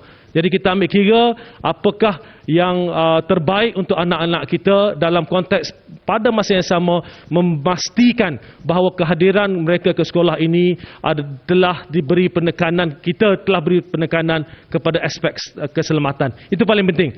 Jadi kita buka pada anak-anak kita untuk kembali ke sekolah, kita wujudkan persekitaran, kita mitigate the risk dalam memastikan kehadiran mereka ke sekolah adalah dalam keadaan yang selamat. Okey, ada lagi? Okey, Datuk. Datuk, dalam sistem penggiliran pelajar yang terpaksa belajar di rumah, adakah guru yang tak divaksin itu akan uruskan PDPR? Atau bagaimana? Ini kita perlu diingat, ya, jumlah guru yang tak divaksinkan ini, yang tak nak divaksinkan ini, rekod kita ada sekitar 2,500 sahaja. Ya, jadi kita sedang melihat apakah tugasan yang kita akan berikan untuk guru-guru ini. Ya, sebab jumlahnya tak ramai. Kita tak boleh kata dia buat untuk ini sahaja, ya. Kerana dalam konteks tersebut tak semua sekolah. Mungkin satu sekolah tu tak ada guru yang tak nak vaksin pun, semua divaksinkan. Maka tugas untuk mereka ini kita akan tetapkan, termasuklah dalam konteks tertentu untuk melaksanakan PDPR dan sebagainya. Itu kita akan tetapkan kerana situasinya berbeza. Ada sekolah semua cikgu vaksin. Ada sekolah yang 2 orang tak nak vaksin. 2 orang ni pula kena mata pelajaran yang sama sebagai contoh. Jadi kita ambil kira semua itu. Kadang-kadang ada 5 orang. 5 orang pula kena satu mata pelajaran yang sama. Jadi kita teliti satu persatu, case by case, dan kita lihat apakah pendekatan yang paling sesuai. Datuk, saya nak tanya, sebab tadi Datuk ada maklumkan bahawa ibu bapa dibenarkan untuk tidak menghantar anaknya ke sekolah dan perlu menulis surat. Okey, jadi untuk yang tidak menghantar anak ke sekolah tu, saya nak confirmkan mereka ni boleh teruskan dengan sesi PDPR lah, ya? Okey, PDPR-nya berbeza. PDPR kali ini adalah berbeza dengan PDPR sebelum ini. Sebab sekarang ini guru telah berada di sekolah untuk sesi bersemuka. Jadi self learning yang akan berlaku pada minggu mereka berada di rumah untuk murid-murid lain itu diguna pakai untuk murid-murid yang tak datang ke sekolah juga. Maknanya kalau cikgu prepare untuk murid minggu ini, kumpulan A, kumpulan B tak datang ke sekolah, prepare apakah persediaannya, maka kalau yang tak nak hantar ke sekolah dan yang tak datang ke sekolah, dia ikut apa yang disediakan oleh guru-guru. Minggu depan cikgu akan prepare untuk kumpulan kumpulan A yang tak datang ke sekolah, benda yang sama, dan ini dijadikan panduan untuk ibu bapa yang mana tidak menghantar anak-anak mereka ke sekolah. Jadi kita pastikan supaya melalui sistem yang kita bangunkan, kita perkenalkan Perkasaku, ya, satu sistem di mana untuk kita letakkan bahan-bahan ini di atas talian, bahan-bahan yang boleh digunakan oleh murid-murid ada atas talian, ibu bapa boleh rujuk, dan pada masa yang sama guru-guru akan berikan bahan-bahan untuk mereka yang berada di rumah ini membuat persediaan dan juga memahami topik-topik yang dijelaskan. Untuk guru-guru pula, adakah ia akan dibagikan kepada penggiliran yang berbeza untuk yang mengajar di sekolah dan juga yang mengajar PDPR, atau guru yang sama? Guru yang sama. Kelasnya dah jadi separuh, ya. Jadi guru yang sama yang melaksanakan program ini untuk murid-murid mereka. Ya, kita bahagikan guru menjalankan tugas yang sama seperti mana yang dia ajar di sekolah. Dia mungkin boleh buat pelbagai pendekatan, dia nak rekod apa dia ajar di sekolah, kemudian kongsikan dengan murid di rumah dan sebagainya. Itu kita serahkan kepada guru dengan beberapa garis panduan yang kita akan berikan untuk rujukan guru-guru. Okey? Ada lagi? Silakan. Datuk, saya nak dapatkan sedikit pencerahan mengenai sistem penggiliran. Okey, sekarang ni sistem penggiliran tu untuk murid sehingga akhir tahun 10 Disember tu ataupun sehingga Mac tahun depan? Okey. Sampai bila sistem penggiliran ini akan diguna pakai? Yang tu kita akan pantau keadaan, ya.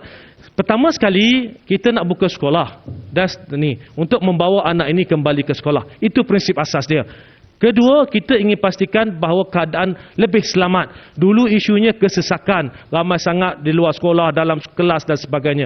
Maka kita mitigate isu tersebut, ya, kita kurangkan, dan sampai bila itu kita lihat keadaan, ya, kita lihat keadaan nanti dan kita akan maklumkan kemudian sekiranya terdapat perubahan. Namun begitu, jika kita lihat, ini perlu difahami, ya, jika kita lihat untuk murid sekolah rendah, ya, sebagai contoh, mereka kekal berada di rumah fasa 2, fasa 3. Fasa 4 daripada 3 Oktober hingga 17 Oktober pun mereka masih berada di rumah. Daripada 17 Oktober baru murid tahun 1, 2, 3 masuk. Sebelum mereka masuk ini, PDPR yang berlangsung ini berlangsung seperti biasa. Selepas masuk itu, barulah sistem penggiliran itu akan berjalan. Ya, sebelum masuk dia tak bergilir, dia akan laksanakan PDPR macam biasa. Itu nak kena faham, ha? Sebelum masuk penggiliran tak buat lagi. Dia buat PDPR macam biasa. Bila masuk itu baru berlaku penggiliran, maka pada waktu itu kaedah PDPR-nya sedikit berbeza seperti mana saya jelaskan tadi.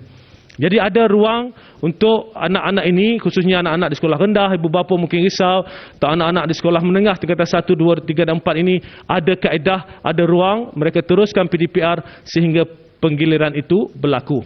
Okey, next. Siapa? Tadi Datuk ada umumkan mengenai lanjutan kalender akademik yang mana kalau tahun ni dah ada 1, tahun depan dah ada 1 dan sebagainya. Dan juga Datuk ada sebut sekiranya mereka gagal mengecap apa yang dia ajar, maka akan ada intervention, dan bagi mereka yang cemerlang akan terus kekal cemerlang, dibantu lebih cemerlang. Soalan saya, sekiranya bagaimanakah intervention itu untuk golongan, sebab saya pasti akan ada anak-anak yang mungkin sedikit tercicir, bagaimanakah intervention itu akan dijalankan, sebab kita tak nak nanti contribute pada masalah sosial dan sebagainya. Okey, untuk makluman saudara, intervensi ini sebenarnya sekarang ini pun kita dah buat. Ya, intervensi ini khususnya literacy dan numeracy kita sedang laksanakan, dan kita akan teruskan program intervensi ini. Sekarang ini in fact kita bekalkan pada anak-anak kita yang mungkin ketinggalan sedikit dalam konteks literacy dan numeracy di sekolah rendah dengan kit-kit, ya, dengan buku-buku yang sesuai untuk dibantu oleh guru, bagi memastikan kita start intervensi ini awal. Jadi bila kita masuk ke tahun hadapan, guru dah tahu apakah intervensi selanjutnya. Maka 2 bulan ini dapat digunakan sebaiknya bagi memastikan mereka dapat menguasai tahap penguasaan minima yang diperlukan sebelum mereka naik ke tahun berikutnya. Okey, ada lagi?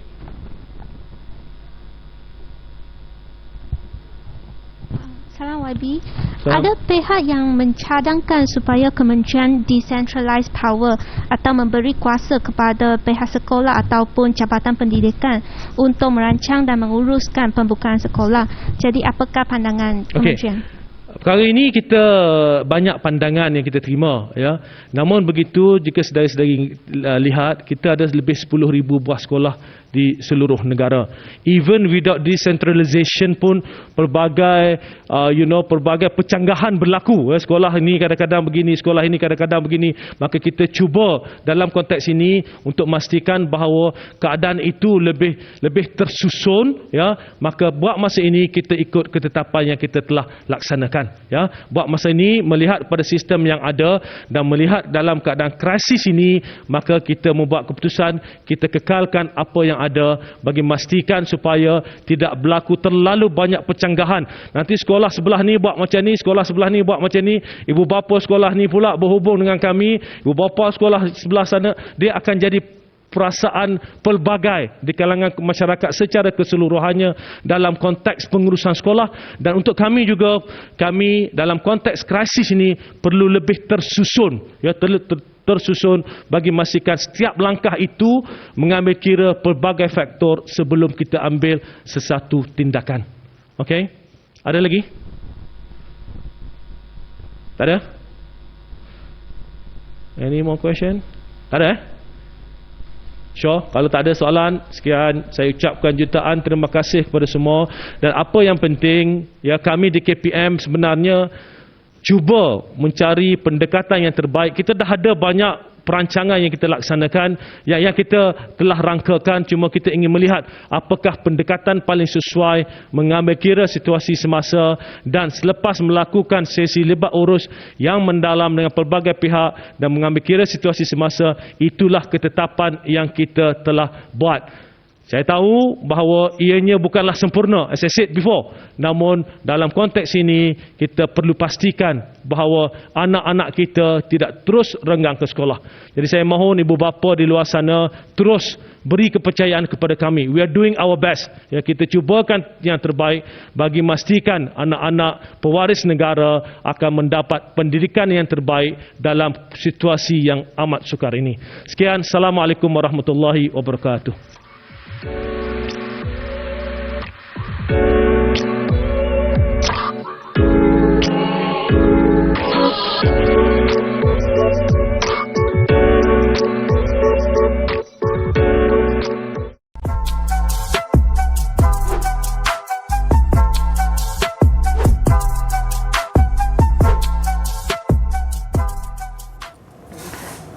Baik, itu dia selesai sesi sidang media pengoperasian sekolah dari Yang Berhormat Menteri Kanan Pendidikan Datuk Dr. Aziz Jidin, dan pastinya banyak sekali informasi yang perlu kita hadamkan. Tapi secara kesimpulannya, kalau boleh saya kongsikan, sesi persekolahan akan kembali dibuka secara berperingkat melihat kepada negeri-negeri yang berada dalam fasa Pelan Pemulihan Negara masing-masing. Fasa 1 akan ditutup dan masih lagi PDPR secara sepenuhnya. Fasa 2 akan dibuka mengikut kelas peperiksaan sahaja yang boleh ke sekolah. Fasa ketiga, semua institusi pendidikan dibuka di bawah KPM secara berperingkat, tertakluk kepada ketetapan KPM dan juga penilaian risiko. Dan fasa 4 setakat ini yang hanya ada satu negeri, iaitu di negeri Labuan, semua institusi pendidikan dibuka sepenuhnya, tertakluk kepada penilaian risiko semasa. Dan tentunya banyak sekali kategori yang telah pun diperincikan seperti tadi. Saya percaya ini adalah selepas sesi libat urus yang membabitkan Kementerian Pendidikan bersama dengan semua pemegang-pemegang taruh, dan keputusan ini dibuat selepas penilaian risiko yang sangat-sangat rapi. Jadi akan kita kongsikan dari masa ke semasa, dan selepas ini SOP juga akan dikeluarkan. Untuk itu kita masih ingin bersama mengulas sedikit dari kepelbagaian sudut dan juga faktor selepas keputusan ini dibuat untuk membuka sekolah secara berperingkat. Selepas kali terakhir ataupun bermula PDPR adalah pada 5 Mei yang lalu.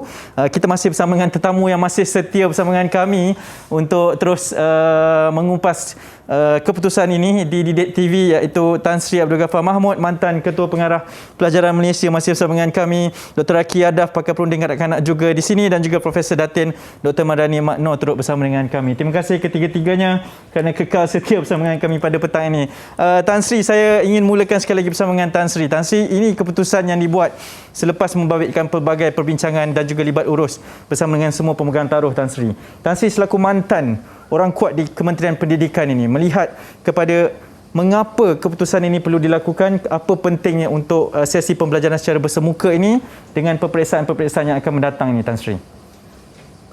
Terima kasih, Ms. Wan. Sesi bersemuka ni pada saya amat perlu, sebab pada saya kemahiran guru kita adalah banyak pada sesi bersemuka. Guru kita latih pada sesi bersemuka, jadi kemahiran mereka begitu. Jadi amat perlu bagi murid-murid kembali ke sekolah. Dan dalam soal ini saya tertarik dengan prinsip digunakan, ialah prinsip bagi pembukaan sekolah kali ini ialah hendak membawa kembali murid ke sekolah. Pada saya ini dalam keadaan di mana COVID-19 masih ada, ibu bapa yang tak confident dengan pelajar balik ke sekolah, dan juga kita bertanya adakah sekolah bersedia. Jadi kita perlukan strategi untuk buka sekolah.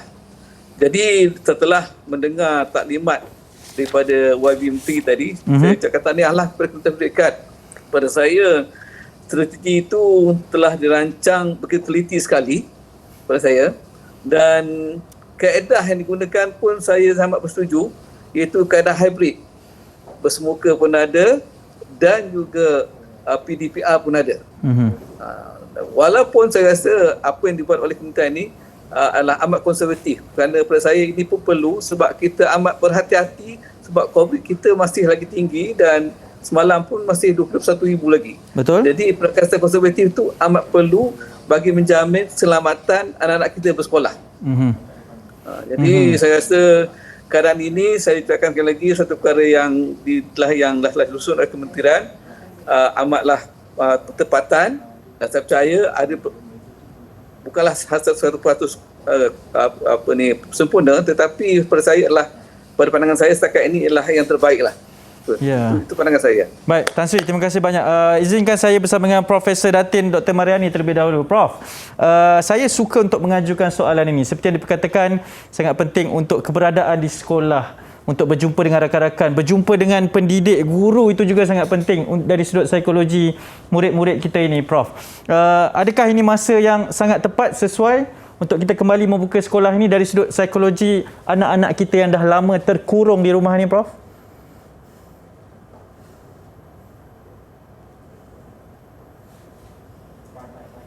Prof, maafkan saya, mungkin kita tak mendengar Prof di talian ketika ini. Kalau boleh on mic tu, Prof? Ya, okey. Ya, silakan. Konsep kembali ke sekolah ini amat berpatutan sekali lah, sebab tadi saya suka dengan apa yang Tan Sri sebut tadi, perlu kembali ke sekolah kerana guru-guru telah diberikan kemahiran bersemuka. Tapi dalam masa yang sama juga, guru-guru kita juga dibekalkan juga dengan kemahiran lain untuk pelbagaikan pedagogi dalam keadaan pembelajaran dalam talian PDPR. Kembalinya ke sekolah perlu, kerana bila murid-murid ni kembali ke sekolah ni, dia ibarat berjumpa dengan kawan lama. Kerinduan tu kita tak perlu cakap lah ya. Jadi apabila mereka kembali ke sekolah, mereka ada rakan-rakan untuk berbincang, terdapat sumbang saran di situ, kemudian suka pula berjumpa dengan cikgu-cikgu, boleh bersoal banyak, kerana apabila dalam PDPR, soalan kepada guru-guru tu agak terhad juga ya, kerana kita faham juga guru perlu mengajar dalam masa yang sama untuk melihat siapa yang off video, siapa yang on video, jadi agak sukar juga ya. Jadi pada saya, apabila kembali ke sekolah itu banyak motivasi-motivasi luaran ataupun motivasi intrinsik yang boleh diberikan kepada anak-anak murid-murid kita ini, dan dalam masa yang sama kita lihat ya, elemen-elemen PDPR ada, elemen hybrid learning ada, dan apa yang saya lihat juga adalah terdapat elemen flip classroom di situ, dan itu sangat baik sekali untuk memastikan mereka memahami walaupun dalam keadaan yang banyak kekangan-kekangan. Ya, baik, terima kasih Prof. Doktor, saya ingin bersama dengan Dr. Raki Adaf lah. Mungkin dari sudut pakar perunding kanak-kanaknya, kita tidak boleh lupakan doktor berkaitan dengan aspek kebimbangan ibu bapa. Kes seperti yang Tan Sri kongsikan, kes masih lagi tinggi, dan kita memang setakat ini telah pun diberikan cadangan untuk hidup bersama dengan endemik ini. Doktor, pembukaan sekolah secara berperingkat kita faham ada pengurangan 50%, tetapi ketidakhadiran murid juga boleh dipilih oleh ibu bapa sekiranya mereka bimbang. Doktor, bagaimana untuk meyakinkan ibu bapa ini dengan segala isu yang berlaku juga sebelum ini? Apa motivasi terbaik untuk kita yakinkan ibu bapa bahawa inilah jalannya untuk kita keluar daripada pandemik ini, Doktor? Baiklah, pertama sekali saya ingin mengatakan pengumuman ini amat dialu-alukan. Lebih-lebih lagi kerana sekolah-sekolah di Malaysia telah tutup dan beralih ke sistem pembelajaran atas talian atau apa kita panggil remote learning. Lebih kurang 40 minggu, almost tahun, jadual persekolahan sejak bulan Mac tahun lalu. So ini melibatkan hampir 8 juta murid-murid di Malaysia. And selain yang macam Prof Datin kata tadi, selain daripada emosi, kita harus ingat sekolah bukan sahaja tempat untuk menimba ilmu. Kita nak paksa murid-murid kita balik ke sekolah hanya untuk hal-hal akademik sahaja. Ada sekolah ni tempat untuk pelajar membentuk perwatakan, kepribadian, memperbaiki kemahiran interaksi sosial. Selain daripada itu, kita semua tahu yang penutupan sekolah yang berpanjangan ni terdapat kesan langsung dan tidak langsung kepada semua pihak, murid, guru, ibu bapa, gangguan terhadap pendidikan, gangguan impak terhadap nutrisi, kerana hampir 500,000 juta kanak-kanak kita yang depend, mereka rely on apa kita panggil bantuan rancangan makanan dari sekolah. So ini pun dah interrupted. Dan kita ada kos pendapatan, sara hidup. Parents pun yang berniaga kecil tak dapat pergi berniaga kerana terpaksa menjaga atau supervise anak-anak mereka kat rumah. Because pembelajaran online tu bukan senang. And then kita harus ingat kesan psikologi yang Prof Datin mention tadi. So ada banyak benda yang kita harus ingat, and kita perlu mengingati sebagai ibu bapa, sebagai masyarakat, kita harus fokus kepada benda-benda yang positif. Memang ada banyak kes kat situ. So apa yang kita boleh buat selain daripada vaksinasi anybody, staff, murid-murid, cikgu, guru, pihak management kat sekolah adalah memastikan mana-mana pihak yang anak-anak yang 12 tahun ke atas kita register dan dapatkan vaksinasi secukupnya as well, mengikut Kementerian Kesihatan punya garis panduan. So maklumat semua ni memang agak merungsingkan. Sekarang pun I dapat banyak WhatsApp messages, semua parents masih ini confusing sangat, tapi kita harus ingat ini benda yang positif. Kita harus berfikiran positif. Sekolah dah lama sangat tutup. This is something yang kita harus mengalu-alukan because impact dia memang dah lama. Terutama sekali kepada yang kanak-kanak yang belajar di kelas khas. Okey. Baik, Doktor, menarik sebab saya ingin kembali kepada Tan Sri. Tan Sri, kalau Doktor tadi mendapat pelbagai WhatsApp daripada ibu bapa berkaitan dengan keputusan ini, saya juga sedang melihat di segala sosial media, melihat kepada reaksi daripada orang ramai berkaitan dengan keputusan ini. Tan Sri sebagai seorang tokoh pendidikan, orang yang sangat berpengalaman, pernah mengetuai Kementerian Pendidikan Malaysia sebagai mantan ketua pengarah ini, Tan Sri, melihat kepada keputusan ini, apa rumusan yang Tan Sri boleh kongsikan untuk kami di Didik TV ini, Tan Sri? Okey, terima kasih Saudara Miswan. Pertama sekali seperti rakan saya iaitu Dr. Adi dan juga Prof. Mariam ni, iaitu sesi bersemuka ni amat perlu dan saya amat tertarik dengan masa yang diberi antara Januari hingga Februari, iaitu masa untuk bersemuka sepenuhnya. Pada saya, bagi kelas perpiasan ini amat perlu bagi membolehkan cikgu melihat semula setakat mana yang mereka ajar secara PBR itu berkesan dan juga mengambil langkah remedial. Itu yang pertama. Yang keduanya berkaitan apa yang ditimbulkan oleh doktor tadi, adalah tentang parent yang confused. Itu tak dapat dielakkan. Nak gunakan sistem baru akan berlaku pada ini. Jadi pihak sekolah, kementerian maupun PPD dan jabatan perlu menjalankan usaha supaya consultation dengan PIBG perlu dibuat dengan banyaknya bagi membolehkan perkara yang confused itu dapat diselesaikan. Dan perkara ini saya rasa amat perlu. Lebih-lebih lagi contohnya ni kalau berlakunya COVID di sekolah akan melibatkan pusat kesihatan daerah dan risiko. Jadi benda kompleks ini perlu kerjasama dan dari pelbagai pihak. Itu saya punya rumusan yang dapat diberikan. Terima kasih. Okey, baik. Terima kasih Tan Sri. Mungkin saya nak kembali kepada Profesor Datin bersama dengan kita. Profesor, kalau boleh dengarkan kami, mungkin persoalannya dari sudut psikologi. Kalau kita terlalu memberikan banyak fokus kepada murid-murid, kita faham mereka adalah komponen ataupun elemen yang paling penting di dalam keputusan ini. Tapi dalam masa yang sama, bagaimana sebenarnya untuk kita membantu dari sudut psikologi kepada guru-guru yang mungkin sebelum ini telah dipersiapkan untuk PDPR tapi selepas ini perlu dengan proses pengajaran secara hybrid. Itu satu termnya yang saya suka diperkatakan oleh ketiga-tiga panel kita sebentar tadi. Sesi pembelajaran secara hybrid ini, bagaimana untuk kita mempersiapkan pula guru-guru ini supaya lebih bersedia, kerana nak tak nak inilah norma baru pendidikan sekarang ini, Prof. Ya, kalau kita lihat ni, saya suka mengambil apa yang telah dirancang dengan begitu baik oleh KPM sendiri. Kita lihat ekosistem mereka, ekosistem untuk kembali ke sekolah telah dikawal rancang dengan teliti dan pastinya akan dikawal selia. Jadi bukan setakat ekosistem saja yang perlu dikawal rancang, tapi guru-guru juga perlu mengawal ataupun perlu apa sahaja tindakan guru perlu dikawal rancang, termasuklah aspek kesediaan psikologi. Jadi nak tak nak, mau tak mau, guru perlu melalui norma baharu. Kita dah biasa dengan norma baharu, memakai mask, penjarakan fizikal, memakai sanitizer, tapi dalam keadaan tugasan, dalam keadaan tindak tanduk, perlu juga pelaziman yang baru. Jadi guru-guru telah boleh mula mempersiapkan diri, perlu set mind bahawa saya perlu mengadakan pedagogi yang terkini, saya perlu melaksanakan hybrid learning, dan dalam masa yang sama tanpa guru-guru sedari, pihak sekolah sedari, mereka juga telah mengamalkan apa yang boleh saya sebut sebagai flip classroom, flip learning, dan ini amat baik sekali dalam keadaan suasana sekarang ini.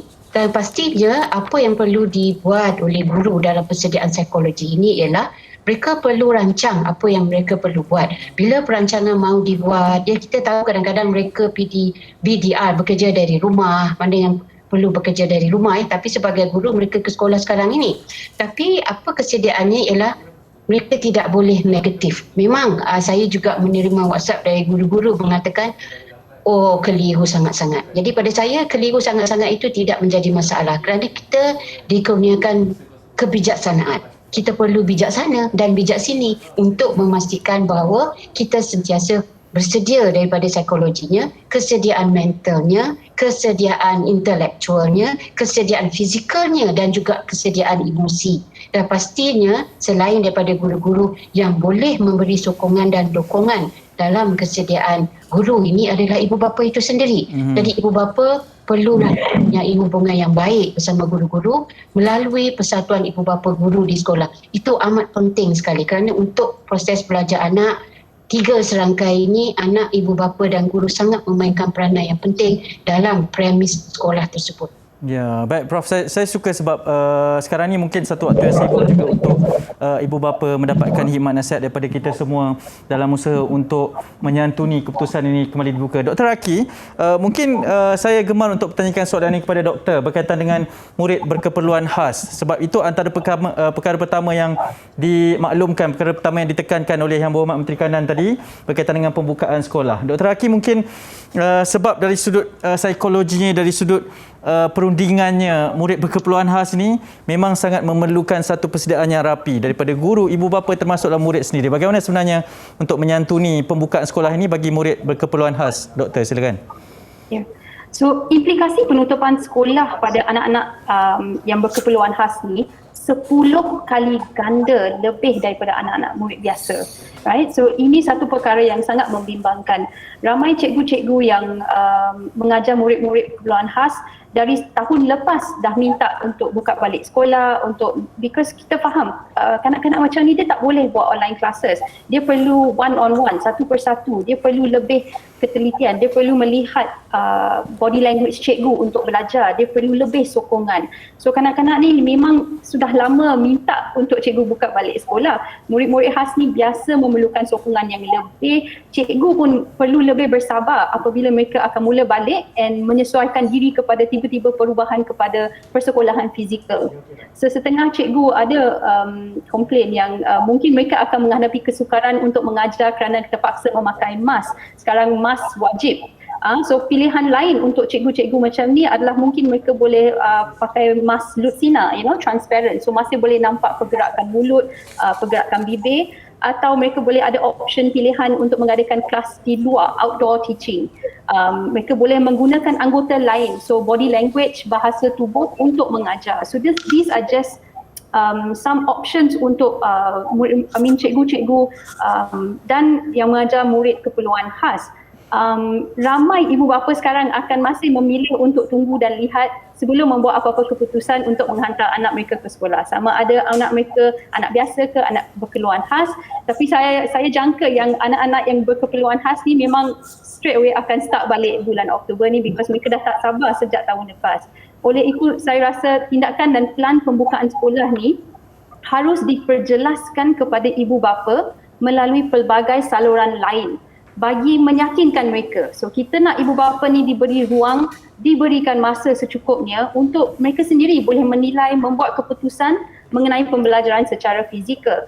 So this is so that mereka lebih committed lah untuk menerap kepada keperluan mematuhi SOP yang sedang ditetapkan and untuk hantar anak-anak mereka di sekolah. So preparing anak-anak, preparing ibu bapa as well as preparing the cikgu. So I think all 3 aspects perlu difikirkan. Baik, sangat jelas, sangat lengkap. Terima kasih banyak doktor. Saya sangat setuju dengan pandangan yang diberikan. Mungkin ibu bapa perlu diberikan satu medium yang lain juga untuk lebih penerangan berkaitan dengan SOP pembukaan kembali sekolah. Saya nak raikan ketiga-tiga tetamu kami. Terima kasih banyak-banyak kerana sudi bersama dengan kami pada petang ini di Didik TV di atas pencerahan dan juga luahan pendapat untuk keputusan pembukaan pengoperasian sekolah ini semula. Terima kasih banyak-banyak. Yang pertamanya Tan Sri Abdul Ghaffar Mahmud, mantan Ketua Pengarah Pelajaran Malaysia. Terima kasih Tan Sri. Yang keduanya adalah Dr. Aki Adaf, pakar perunding kanak-kanak. Terima kasih doktor. Dan yang ketiga, yang cantik manis itu adalah Profesor Datin Dr. Marani Magno, pakar psikologi Universiti Segi. Terima kasih banyak ya. Jumpa lagi insya-Allah. Terima kasih. Ya. Sama-sama. Assalamualaikum. Salam sejahtera. Ya, baik. Itu dia ketiga-tiganya menyantuni kami semua untuk memberikan lebih pemahaman berkaitan dengan sesi sidang media khas yang dilakukan oleh Yang Berhormat Menteri Kanan Pendidikan berkaitan dengan pengoperasian sekolah. Jadi banyak sekali kalau kita lihatkan kepada informasi yang diberikan, saya percaya sudah tular juga di pelbagai media-media sosial yang pasti dapatkan info yang sahih.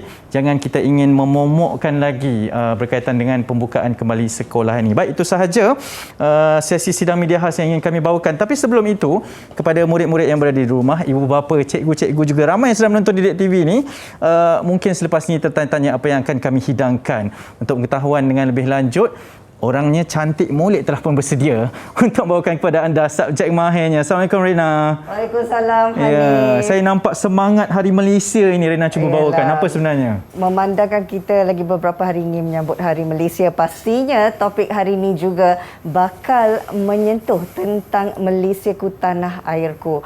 Dan pastinya Hanif, saya percaya berdasarkan kepada sidang media pengoperasian sekolah ini yang melibatkan semua pihak, termasuk juga murid-murid prasekolah. Ini yang kita nak bawakan sebentar lagi. Jadi semua murid-murid prasekolah harus bersedia selepas ini memandangkan kita ada sesuatu yang menarik yang akan kita kongsikan sekejap saja lagi. Saya sempat jeling-jeling tadi, sedondon dengan cikgu ni memang dah berpakat ke? Malam tadi dah sempat-sempat lah membuat perancangan supaya orang kata dapat memeriahkan lagi pembelajaran pada hari ini. Saya setuju. Baik, selepas ini akan bersama dengan Rina. Terima kasih banyak-banyak. Tapi kepada anda yang telah pun menonton kami di Didik TV ini untuk sesi sidang media khas Yang Berhormat Menteri Kanan Pendidikan sebentar tadi, harap kita dapat hadam sekali info yang telah diberikan, dan selamat kembali ke sekolah buat adik-adik ataupun murid-murid yang berada di rumah. Okey, saya Hanif Miswan. Sekian sahaja dari saya. Teruskan menonton kami di Didik TV KPM. Assalamualaikum, selamat petang.